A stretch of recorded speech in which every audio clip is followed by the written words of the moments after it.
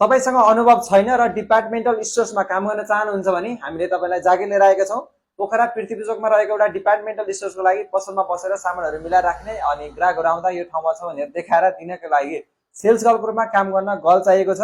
कोही गर्न चाहनुहुन्छ दिउँसोको 11 बजेर साँझको 7 बजेसम्म समय दिन सक्ने तपाईँसँग समय छ र हप्तामा एउटा बिदा पनि चाहनुहुन्छ भने चाहिँ फ्रेसर गर्लले कोही हुनुहुन्छ भने अप्लाई गर्न हाम्रो कार्यालयमा आउन सक्नुहुन्छ। हाम्रो कार्यालय पोखरा जालपुरमा रहेको छ। तपाईँ पोखरा सभागृह आउन सक्नुहुन्छ। तलबाट देब्रे साइड स्ट्रिट नम्बर 11 भित्र आएपछि पोखरा जालपुरमा हाम्रो कार्यालय रहेको छ।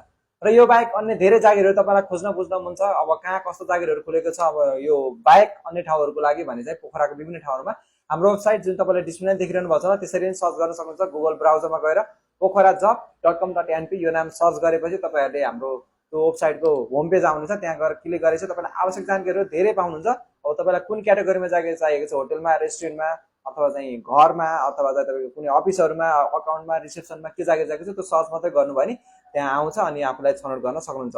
र तपाईँ कहाँबाट हेर्दै हुनुहुन्छ, त्यहाँ फेसबुक, युट्युब, टिकटक कहाँबाट हेर्दै हुनुहुन्छ हाम्रो आइडीलाई फलो गर्न सक्नुहुन्छ भविष्यमा आउने जागिरहरूको अपडेटहरू लिनको लागि। किनकि हजुरहरूलाई थाहा छ पोखरा जब सेन्टर बेरोजगारलाई रोजगार, रोजगारदातालाई कामदार।